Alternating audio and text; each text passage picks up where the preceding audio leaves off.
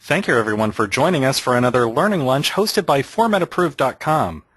My name is Brian Johnson. I'm the Senior Director of Online Education with Format Approved, and I'll be your moderator today. Today's Learning Lunch is titled, Why Do Continuous HIPAA Monitoring?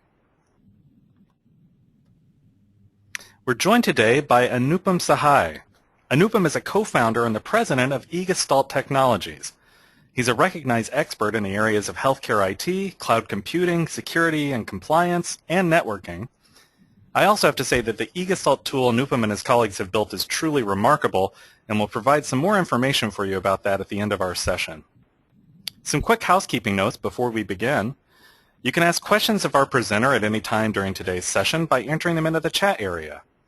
We're going to save some time at the end to address as many questions as time allows. If we do run out of time, we'll provide written follow-ups to those questions.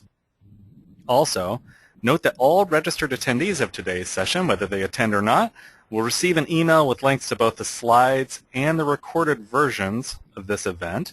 So at the end of the session, if you're looking to review the slides and maybe share this session with your colleagues, look for that email follow-up from us. Well, first of all, thank you for joining us today, Anupam. It's a real pleasure to be able to share your expertise with people. Thank you, Brian, for inviting me, and good morning and good afternoon, everybody. All right, well, let's dive right into it. We've got plenty to cover today. So a lot of people probably are not familiar with continuous monitoring for compliance. Why is there a need to do this? So, Brian, just like any other program, HIPAA compliance essentially is leveraging the industry best practices, security best practices around protecting PHI. So HIPAA is all about how to safeguard, protected health information.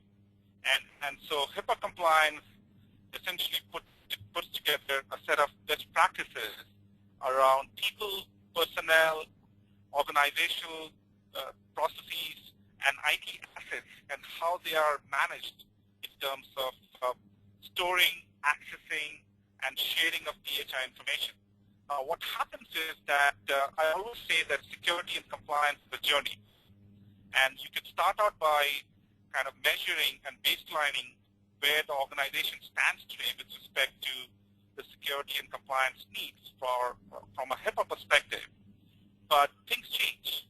You know, people leave the organization, people join the organization, new threats emerge, new patches are released, and there's a continuous process of evolution that undergoes, that an organization undergoes because of changes in assets, personnel, and organizational related issues. And so the result is that risk changes and the risk exposure that the organization faces as a result of it changes as well. So in all of this change that is happening, it's important not only to be aware of your current HIPAA compliance status, do a baselining of that, but it's important to continuously monitor as changes happen, so that as an organization you are on top of any new requirements or new changes or new actions that you need to take care of open issues that emerge. So continuous monitoring is the way to deal with any security problems that are taking place in an organization. And as I mentioned earlier, HIPAA compliance is kind of a security program focused around protecting PHI. All right. Well, you know, we're in a new environment here. You were talking about how the environment that the provider's in changes, but also regulations have changed recently. The 2013 HIPAA Omnibus Final Rule has certainly brought some changes. Can you summarize some of those changes for our audience? Sure, absolutely. Yeah, certainly the HIPAA Omnibus Rule that was finalized in January of this year, in January of 2013, it's 2014 now, and then it was put in place and basically made applicable starting September of 2013. There are a number of new changes that have been brought about, and they're related to essentially, firstly, the business associates are now in the purview of the law. So along with covered entities, PAs are responsible and liable to protect PHI in terms of sharing and accessing of PHI information. There are new limitations in terms of how the PHI information can be used and by whom, and it kind of limits the amount of information that can be shared, and only the people who need to know are allowed to use and see the information. And in all of this, the patient has pretty much the right to refusal and right to knowledge of any information that's made available beyond, let's say, the covered entity. And so there are very strict guidelines in terms of disclosure rules, in terms of who gets to see the information. So it impacts the notice of privacy practices, it impacts the business associate agreements, the policies that need to be put in place both by the covered entities and business associates, etc. So there's a huge new set of requirements that are brought about. And again, the purpose of this is really to ensure that PHI information is protected. It should be protected when it's being used by the covered entity or when it's being shared and transmitted to be accessed by a business associate or subcontractors. And there are other rules with respect to that now HHS is required to investigate if there is a breach of information, if there is shown to be willful neglect of the requirement that requires the business to be compliant, and they're not taking steps to deal with the HIPAA compliance issues. That's considered to be a willful neglect. And there are increased penalties, there are multiple tiers of penalties, etc., that have been put in place. And again, the purpose is to ensure that the efficacy of protection of PHI is implemented and enforced by covered entities, business associates, and anybody and everybody that accesses and shares PHI information. You know, and the last point here on the slide, I think, is one that not everyone fully appreciates. I think it's an important point. It used to be, under the old rules, that, you know, there's this threshold of harm that the data, they needed to show that the data had actually been used for malicious purposes. Now, the breach itself is enough. So the presumption is that if you have a breach, you know, you don't have to show that anyone actually misused the data for it to be a breach. Is that correct? That's right. So the new breach notification rule, which you're referring to and is referred to in the last bullet point here, essentially means that if there is a breach, the first course of action is to let HHS know that a breach happened. And then you can go back, if you're a covered entity or a BA, then you can go back and look at what is called the harm threshold. But the first guard of action is to let HHS know that a breach happened. And that's, of course, involving more than 500 plus records. If it's less than 500, then you have more time to report it to HHS, but without it, it's immediately to be referred and reported to HHS. So that's another change in the breach notification rule that has been brought about by HIPAA Omnibus. So for providers and business associates, what's the actual impact of that final rule on them? Yeah, so the impact is pretty big. So, you know, if you look at the pre-Omnibus era, only the covered entities were required to be compliant with HIPAA Omnibus, or HIPAA at that time, which was pre-Omnibus. And that involved roughly about 700,000 odd covered entities. Now that PAs and subcontractors are in the purview of the law, that adds another 1.5 to 2 million business entities that are required to be compliant with HIPAA Omnibus. The fines have increased. So earlier the maximum fine was up to $50,000 maximum fine, and now it's about, there are 4 tiers of penalty, starting from $50,000 all the way to $1.5 million per violation. And there's no upper limit in terms of the fines that can be imposed. And certainly the higher penalty comes up and shows up, and it's due to willful neglect. That essentially means that covered entities and PAs are not taking steps to deal with HIPAA compliance issues. And there are other incentives that have been put in place that allows HHS and OCR to conduct audits and collect the proceeds from the fines that are imposed as a result of these audits. So there is an incentive essentially built into the system, and they can use these fines to fund the organization partly anyway.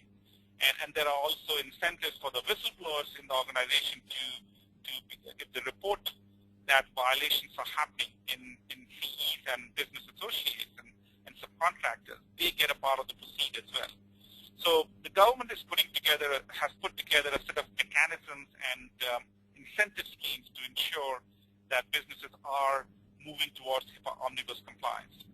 And not only OCR, but state auditor generals can also bring about civil actions on behalf of customers or patients if reported. And I talked about the other chain being that the liability chain now includes the BAs and subcontractors. So earlier, if a breach happened, the liability and the responsibility rested with the covered entities. This was pre-omnibus era. And after the omnibus rule has come into effect, the liability chain is shared by covered entities, BAs, and subcontractors in that they all have a joint responsibility and a joint liability to ensure protection of PHI information in terms of how it's shared, how it is accessed, etc., etc. So these are huge changes that has big implications in terms of how HIPAA Omnibus is implemented internally and externally with other entities that might be working with covered entities. And finally, the breach notification rule that I talked about earlier, wherein the first line of action in case a breach happens is to report it to HHS, and then you can go back and look at the harm threshold to evaluate the extent of damage that a breach might have caused, and maybe revert that excuse me. And then you can go back and change the breach notification reporting if the breach is found to be of lower impact. But the first line of action is to report to the HHS and OCR that a breach happened. So those are the key sort of high-level major game changers that have been brought about by the HIPAA Omnibus rule that is summarized here. Yeah, I think the change that people may not have fully grasped yet is that the fines for violations have really increased remarkably. So they've really put a lot more teeth in failing for that, what you're saying, the willful negligence for people who just don't do anything to meet their HIPAA obligations. Those people are really exposed to quite a bit of increased risk because of those fines. I also think it's amazing, now that HHS and OCR can keep those fines. That certainly incentivizes them. We usually think of that in the context of, say, the drug war, where the police get to keep anything they seize, but it's very similar here. And so those institutions have a real incentive to go out and find those violations. Big changes. Absolutely. Yep. So you talked about how things can change inside a practice or even for a business associate that makes continuous monitoring necessary. What are some of the things you're talking about that can change, and how can you monitor those changes? Sure. So if you look at HIPAA compliance requirements and kind of dive into one level deep down as to what does HIPAA compliance mean from an organizational perspective. So HIPAA compliance from an organizational perspective means putting together a set of processes to provide sharing, access, and transmission and storage of PHI information. And there are a set of do's and don'ts, as it were, that are laid down by the HIPAA regulations, HIPAA regulation on the HIPAA compliance law. So that has implications in terms of how IT assets are secured, how they are managed in terms of vulnerabilities, and all that. So at the end of it, you look at it, it essentially comes down to, for an organization to manage its compliance posture, which essentially means that you're trying to stay on top of, given the HIPAA compliance requirements, what are the gaps that exist today in terms of what is met in terms of requirements, what's missing. And you're looking at security vulnerability gaps, which means that you have certain assets that are, excuse me, that are potentially compromisable because of software patches or intentional or unintentional misuse by internal or hackers. And at the end of it, you're looking at the risk posture for the organization, which essentially is a high-level measure of the liability that the organization faces as a result of the security and compliance gaps. So you are essentially using risk to prioritize the different compliance and security gaps that might exist in the organization. And all of this essentially is done through people, process, and organization elements. And as I mentioned earlier, you might have scenarios where employees join or leave. You might have new devices coming in, new laptops coming in. You might have mobile workers. You might have new kind of threats emerging, new viruses being made available and migrating across different organizations. So threats change, security posture changes, compliance posture changes because of internal and external reasons. And you're essentially trying to stay on top of not only what your baseline security and compliance posture is and what your risk compliance posture is at a particular point in time, but you're continuously monitoring it, maybe every 3 months, every 4 months, to ensure that as things change, as people change, as processes change, as threat environments change, that your risk exposure is minimal. And if you don't do that, then you're subject to being breached, either through cyber attackers who are very sophisticated and very organized, or it could be because of malicious insider, or unintentional misuse by an insider. Whatever be it, if you're not up to date with your security and compliance posture, your risk exposure is subject to being violated. So all of these elements contribute towards potential risk exposure and need to be monitored so that you can have a robust compliance program, especially a HIPAA compliance program. I think that's a great point, and the need for these services is so clear to me because, a lot of people may just have a risk analysis and a network test, maybe once every couple of years, and they check that box and then they sort of walk away from monitoring their compliance. But the plain truth of the matter is the way that providers are getting in trouble is because of these breaches.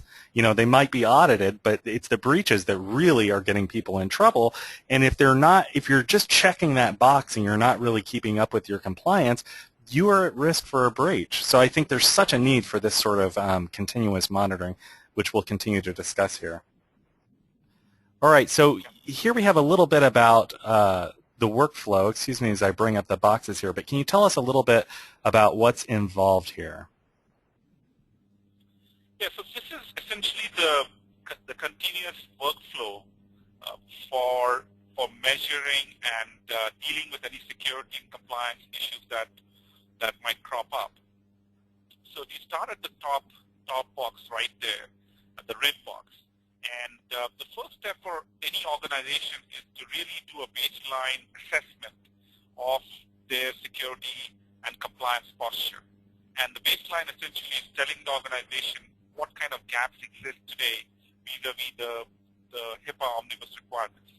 And once you have a gap report, then you need to do a risk assessment to essentially prioritize the gaps that exist in the organization. And what the risk analysis and a risk assessment is telling you is the risk exposure and the liability thereby associated with this risk exposure that the organization faces. Now, once you have a baseline, that's a great starting point. You know what to do to fix the problems that are found. And to fix the problems, you essentially do things that are mentioned in the green box and the purple box. So you need to put together a remediation plan, which might involve putting together a security strategy, which is much more robust. You might need putting together policies and contracts. It might involve training employees internally and also communicating with external business associates or other contractors that you work with, potentially putting together a business associate agreement if you haven't done so already. So the bottom line is you're putting together a set of remediation practices that comprise a robust HIPAA compliance program. And once you've done that, once you've done the remediation, then you go back into the blue box, or maybe it's sky blue, I should call it, on the left-hand side, and you go back and do do a reassessment of your security, compliance, and risk posture. And if you've done everything correctly, if you've remediated and managed your risk properly, for the time being, you might be good to go. But this whole cycle of assessment, remediation needs to be done every few months to ensure that you're able to be on top. You're on top of all the gaps that might show up because of people, asset, and organization-related changes that I talked about, or the threat scenario changing, for example. And so this virtuous cycle, the continuous security workflow and compliance workflow, needs to be repeated every few months. Typically we recommend doing it every 3 months or every 6 months so that you're on top of any new issues that crop up. And the best thing is to use an automated tool that allows you to monitor this in a very easy-to-use manner. And typically, you're looking at deliverables like what are the compliance assessment status, you're trying to look for a security risk status, and you're trying to look at the vulnerability report or a vulnerability status. If you have these 3 things under control with no high security or high compliance or high risk items open, then you're doing good as an organization, and you're able to sleep peacefully at night without being worried about being breached or being malicious, or maybe a malicious insider compromising anything that is precious to the organization. So let's talk about the risk analysis. Why do providers need to conduct a risk analysis in the first place? Yeah, so risk analysis is required because of a number of reasons. The first thing is that if you look at the cybersecurity landscape, the cyber attackers are very, very sophisticated. They're very organized.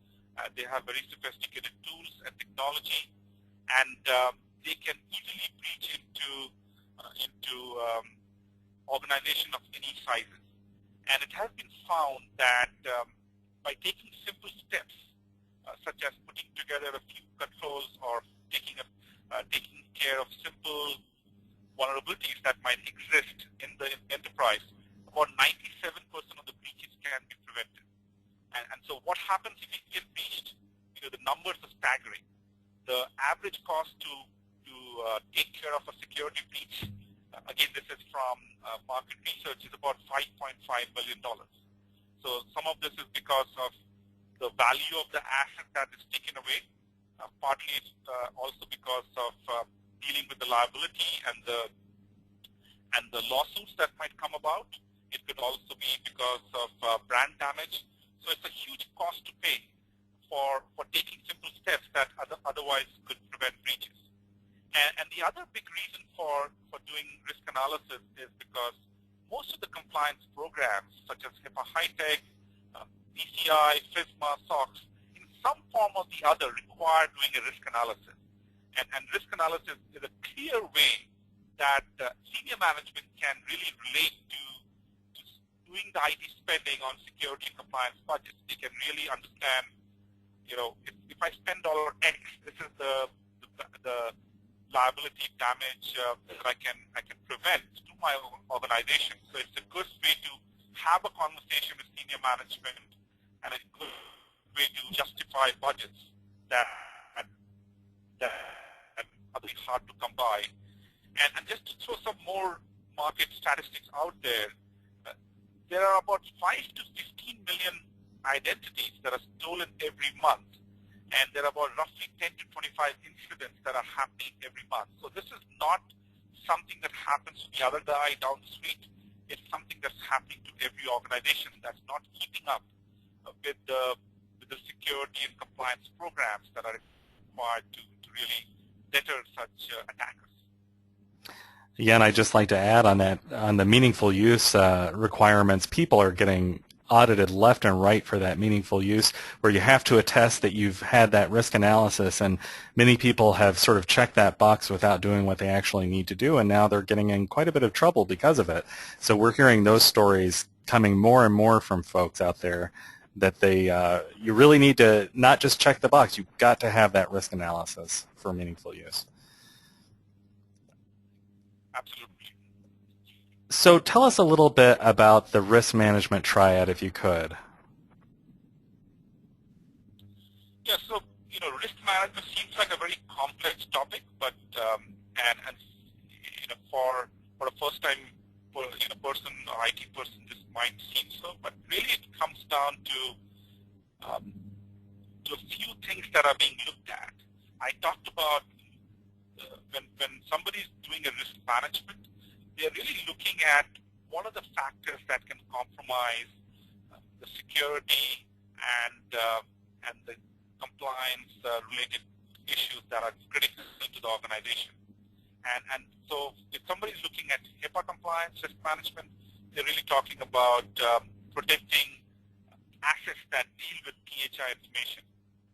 And there are basically three stages to doing risk management. The first stage is the continuous evaluation and assessment stage, excuse me, where you're trying to identify the critical assets to the organization. So for HIPAA organizations, these are PHI assets. And you're trying to understand the assets, the properties, and the characteristics. The second stage is to do the risk assessment, where you're trying to discover threats and vulnerabilities that might pose certain risks to the assets, which might be taken advantage of by the cyber attackers, cyber security intruders, or internal employees, malicious or intentional or unintentional. And the third stage is to, once you understand the critical assets, the threats and vulnerabilities that might be inherent in certain assets, there needs to be one needs to put together a sort of risk mitigation strategy, which essentially in simple terms means that you're putting together a set of steps, processes to plug the gaps that are found so that your risk is manageable, so that your risk is not exploitable and your risk exposure is minimal. So this is the continuous loop of risk management, and this needs to be repeated, as I said, as frequently as you can, subject to the changes that are happening in the organization, and at least once every 6 months, if not once every year, so that you are staying on top of it. And if you have a lot of assets, a lot of IT assets, which could be 20 and above, then you want to do this every quarter, because threats are evolving, new viruses are being launched, and you want to stay on top of it. So the risk management triad essentially tells you the three tools of risk management and how to go about managing it. Before we continue, I just want to remind our guests that you can ask questions of our expert, Anupam, at any time by typing them into the chat area. We've already got several questions, but we welcome your questions. We'll get to them at the end of the session. But let's continue for now. So what prevents providers from becoming secure and compliant? What's sort of the obstacles that they're facing? So there are multiple obstacles at multiple levels. First, I would say, is the fact that a number of businesses are not quite aware in terms of the scope of the responsibility and the requirements coming from HIPAA Omnibus. So the fact that they need to do a security assessment, risk assessment, and compliance assessment to understand the overall risk exposure, and then they kind of use ad hoc means to kind of do it one time and feel assured, which is not quite true.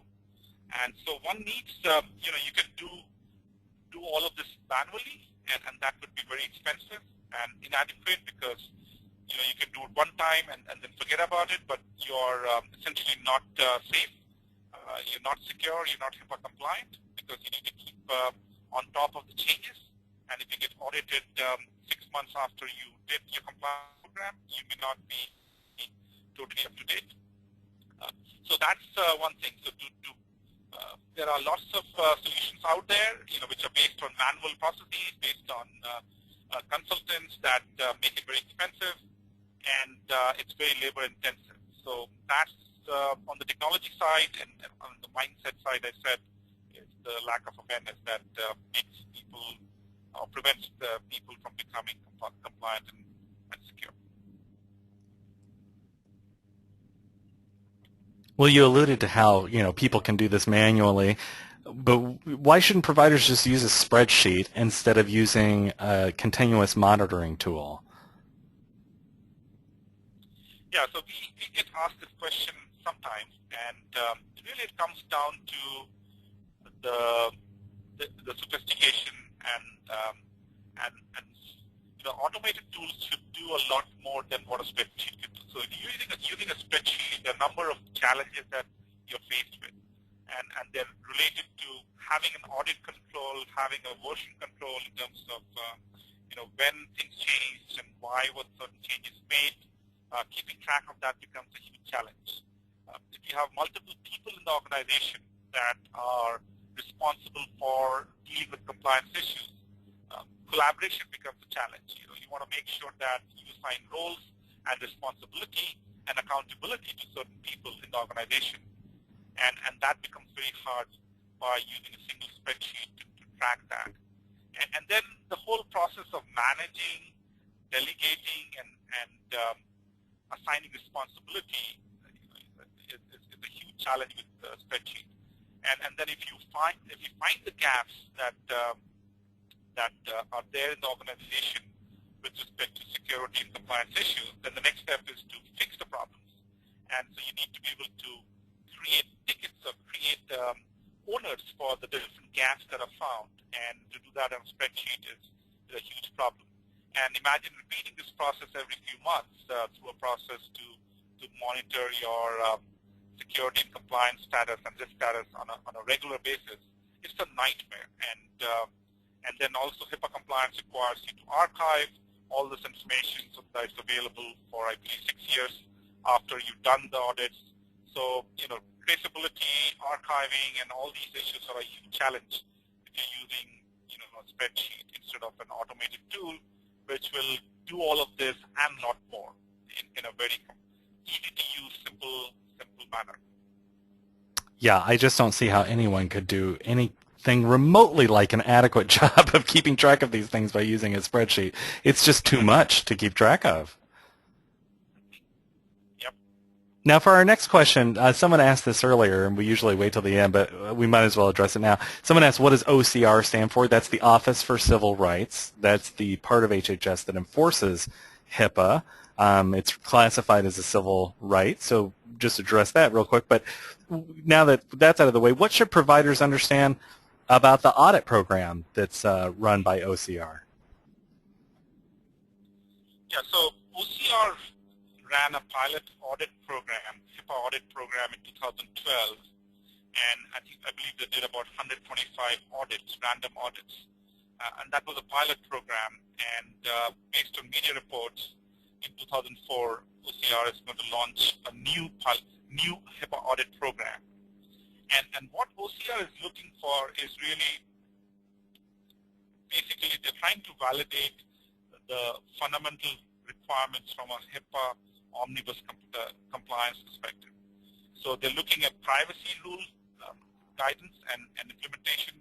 They're looking at security rule implementation, which comprises of 4 different categories, subcategories related to administrative processes, physical safeguards, technical safeguards, and mechanisms that essentially are involved in protecting the privacy and security of PHI information.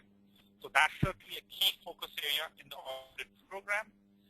They're also looking at whether processes have been put in place for breach notification. And one of the key findings, as Brian alluded to earlier as well, is that one of the key findings of the pilot program was that people are not really paying and doing the due diligence with respect to meeting the risk analysis requirements.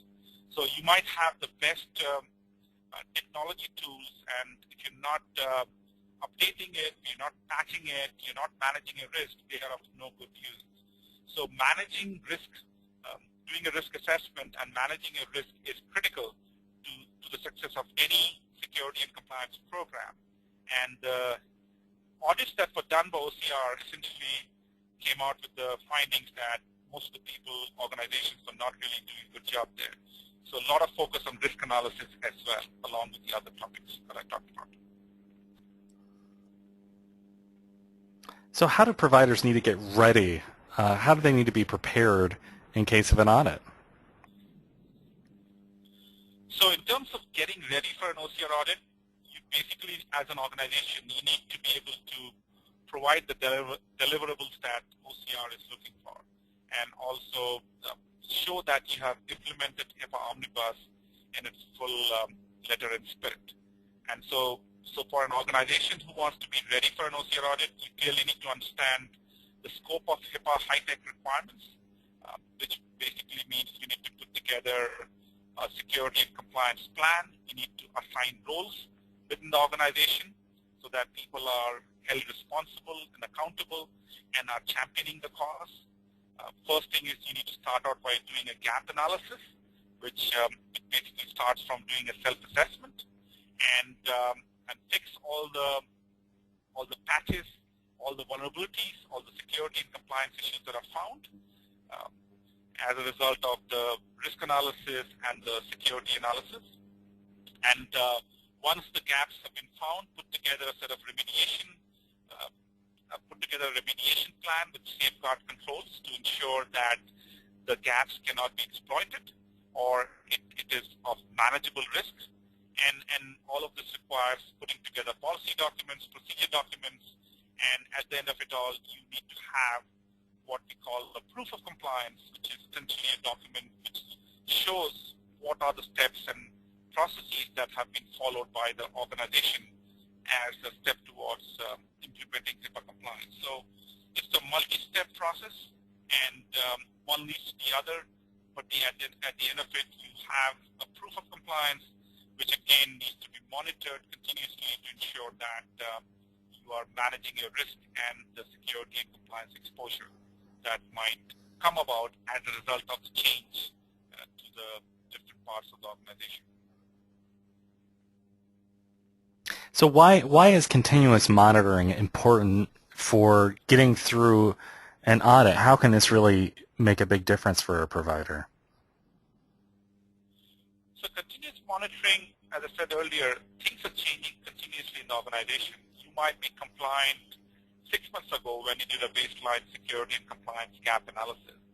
And since then, you've added 20 laptops, you've added 4 new employees, and 10 new viruses have been launched over the last 6 months. So guess what? Your compliance and security gaps that you did 6 months ago are obsolete. And you need to go back and do a reassessment of your security and compliance gaps. You need to do a risk analysis to make sure that you're patching the systems and that your risk is manageable. And you need to update all the policies and procedures and any changes that are required as part of the remediation plan. And when HIPAA auditor comes knocking 6 months after you've done the compliance or the gap analysis and you're not up to date, then clearly you might be not in a good place there.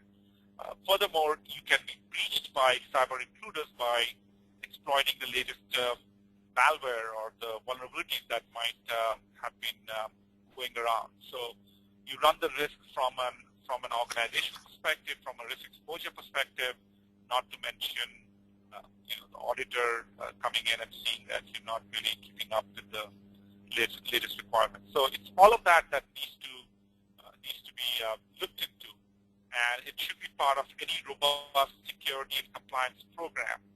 And as I mentioned earlier, security and compliance is a journey. It's not a one-time thing. It needs to be kept up to date. It needs maintenance and upkeeping, which is really the whole spirit behind continuous monitoring. And that keeps you ready for any OCR audits. It keeps you up to date with respect to dealing with any misuse of the data, either by cyber attackers or by insiders who might be willing to compromise the information.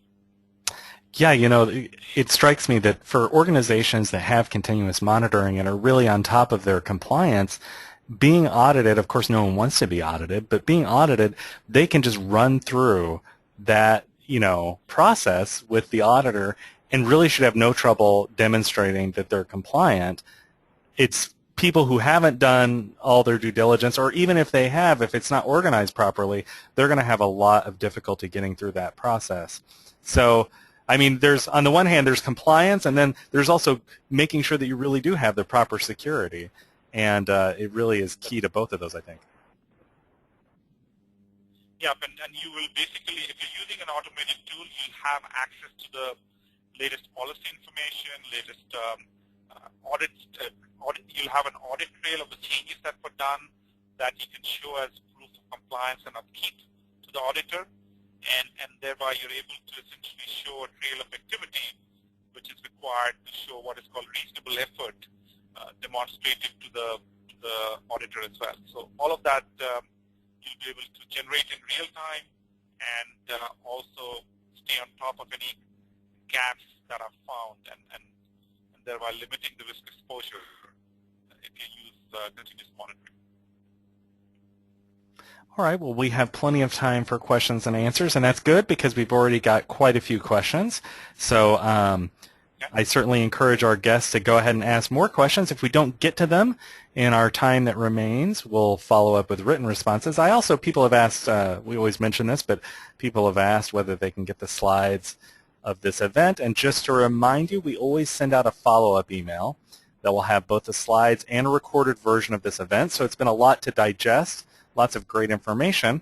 But just to confirm that, you will get a follow-up email with that information. So let's get to the questions and answers, if you don't mind, Anupam. Absolutely. Let's go for it. All right, our first one. Are pharmacies that you send PHI to for a patient, is the pharmacy considered a business associate, and do we need to have an agreement? Absolutely. There's no two views about it. If anybody and everybody that is accessing or sharing PHI information is considered to be a BA, and in your case, if you're dealing with a pharmacy who gets access to the patient information, they are a BA.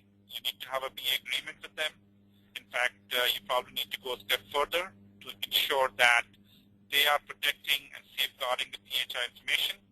So in some cases, we've seen covered entities demand that BAs follow and put together a security and compliance program to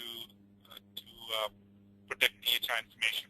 So the answer is yes, and you can do a lot of hand-holding and support and guidance to the pharmacy too.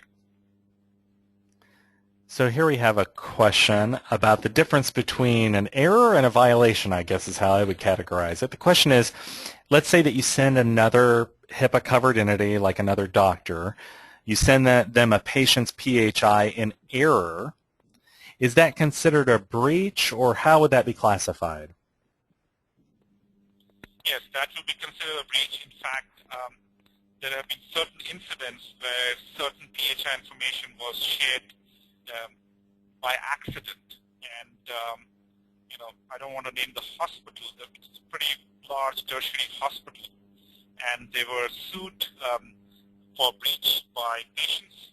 So basically, an error in sharing is a result of lack of adequate processes put forth in the covered entity, and that's considered to be equivalent to a violation. All right. Now, if folks do send such information in error, what should they do? Do they send an immediate follow-up and say, that was sent to you in error, please? What should they do in that case? Yeah, if it's disclosed, if the PHI information is disclosed by accident, consider this as a breach, which means that you need to report it to HHS if it's more than 500 records in size. And you need to let the patient know about it. So you need to follow the breach notification rule requirements with respect to reporting and taking care of remediation from there. All right. So we have here kind of a detailed question, but it's an interesting one.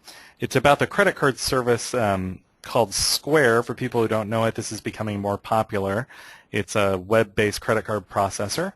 So the question is, Square says it doesn't need to be HIPAA compliant because it doesn't transmit medical information. However, the OCR has suggested that Square would have to be a business associate, and Square basically refuses. So this is the person characterizing it this way. Should I look at not using Square anymore? I'm concerned I may not be HIPAA compliant if I use the service. Yeah, so I'm not very familiar with what Square does, but I can speak to it in very general terms. So PHI information includes medical information and personal information. So, which includes, anything that relates to the medical history, past or future, is considered to be PHI. Anything that relates to the person, whether it's name, address, social security number, credit card number, is considered to be PHI. And it can be in electronic format or physical format, doesn't matter, right? PHI or ePHI. And so if any of this personal information or PHI information is being compromised, then you need to watch out because you will be compromising PHI information. So as I said, I don't know specifically about Square, but if they're dealing with personal information, as per the law, they need to be certainly HIPAA compliant and PCI compliant. Yes, and I would say if it's true that OCR has said that they are a business associate, then they are a business associate. So, yeah, handle that appropriately. Here we have a question about meaningful use, and I think it's a great point. They say failure to meet HIPAA compliance through meaningful use can be a double negative, in the sense that, one, you're dealing with penalties from OCR, and the other is that you're putting your meaningful use incentive at risk. Is that a correct understanding? Absolutely. I mean, meaningful use is really the carrot that the government has put in place. The incentive dollars is really the carrot that the government has put in place to help upgrade the infrastructure, right? And as covered entities are upgrading the EHR infrastructure, they need to be certainly HIPAA compliant. That enables sharing of information, PHI information electronically, which basically is what HIPAA compliance is trying to protect. On the other hand, so-called the pain of all of this is sort of mitigated by this federal stimulus money. And so if you don't, if you don't do meaningful use, then you're essentially not HIPAA compliant. You're not you're not managing your risk completely, and so you miss out on the incentive. You can be fined as well, and it's not just about the incentive. In time, the incentive dollars turn into disincentive, which means that you start losing points off of your Medicare and Medicaid payments year after year. You lose, I think, 1%, 2%, and increases year after year if you're not compliant after 2016. So it's basically a pretty adverse impact if you're not following the law, if you're not HIPAA compliant, and you're not doing security risk analysis. Here's an interesting situation about, you could call it, I guess, employee misconduct. The question is, we've had incidents of snooping by a staff member into a patient record. It was caught and remediated using the employee sanctions. Some of the employees who were involved were terminated. Others got more HIPAA education and sort of a talking to by their manager, it sounds like. If the information they looked at wasn't actually used, do we have to report the fact that they were snooping to HHS?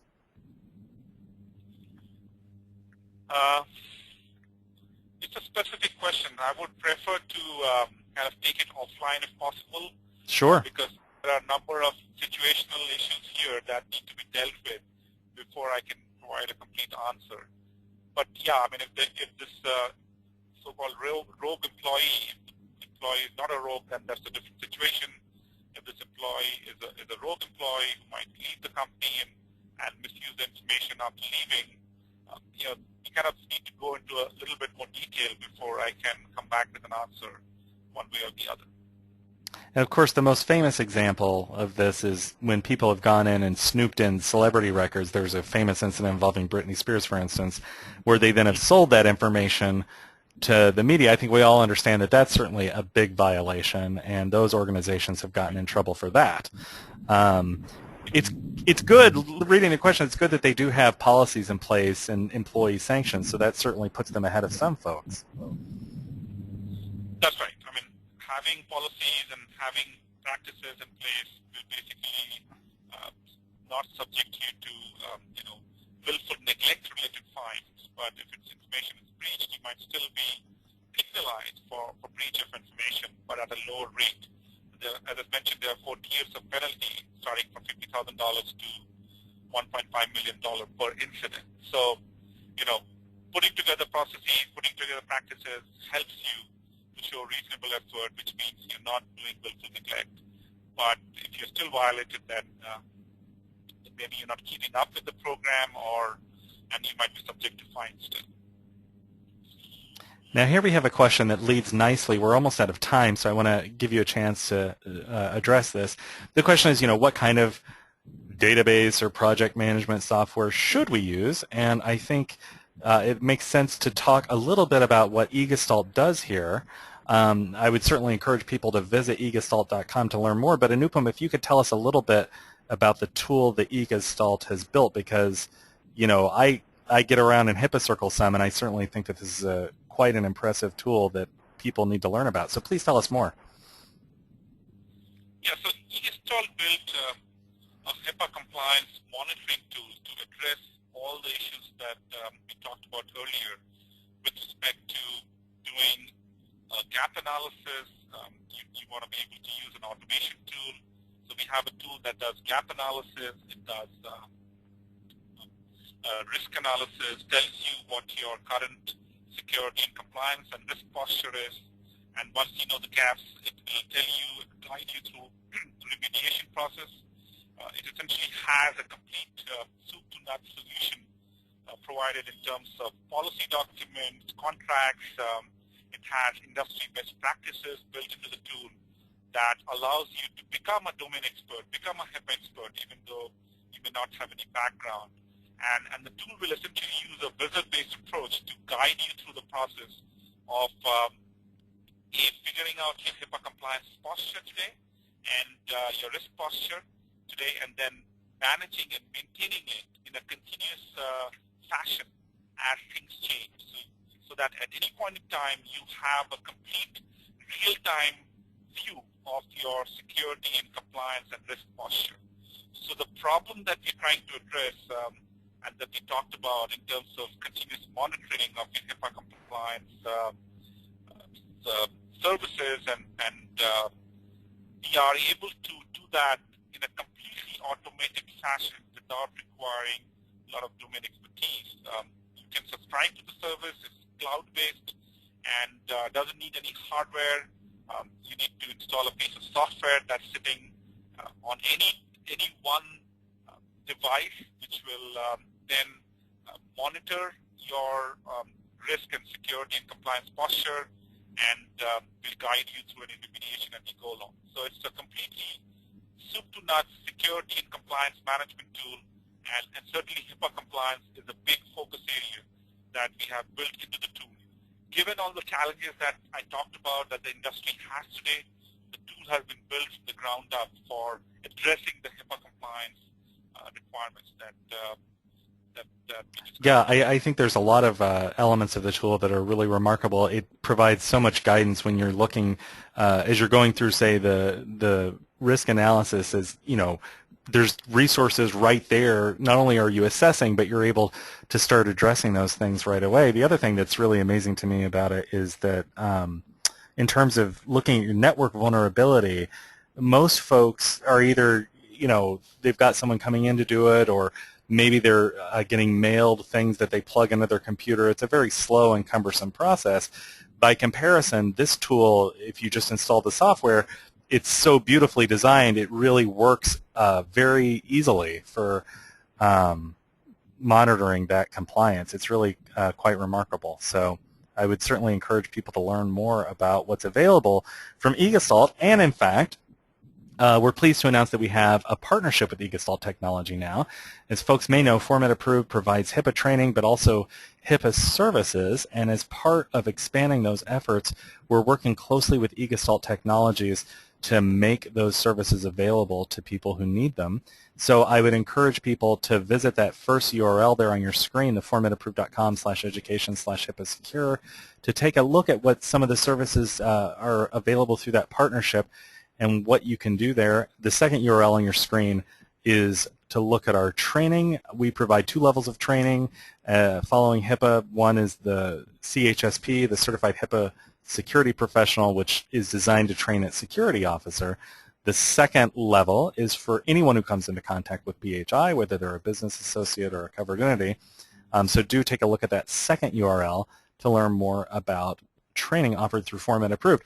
I'd like to thank you so much for joining us today, Anupam. The session was very informative, and we're very pleased to be able to share information about eGestalt, because I am being very sincere when I say it's truly an amazing tool. Thank you, Brian, and thank you all for the opportunity, and it was great being here. Well, again, you can visit eGestalt.com to learn more about that tool. Thank you again to our guests for joining us. One more time, I'm going to remind you that we are going to send out a slide or an email that'll have the slides for you. It'll also have the recorded version of this session. We didn't quite get to all of the questions today, and again, some of them, one question in particular was kind of technical, so keep your eyes open for that follow-up email where we'll have Anupam address some of those issues in writing for you. If we missed your question, look for an answer there. Visit formatapproved.com to learn more about our upcoming learning lunches. If you go to that page, you'll see there's a learning lunch box. You can see it on your screen there. You click on that. It'll show you our entire slate of upcoming webinars. You can learn more and register there. Those learning lunches are always free, a resource we provide to the medical community. Our next learning lunch will air January 21st, and we'll cover the subject of how meaningful use in HIPAA audits change provider management of IT security. So we'll continue our discussion of HIPAA then. Keep an eye on your email box on our homepage for other upcoming topics. And thank you again for joining us today. Thank you very much.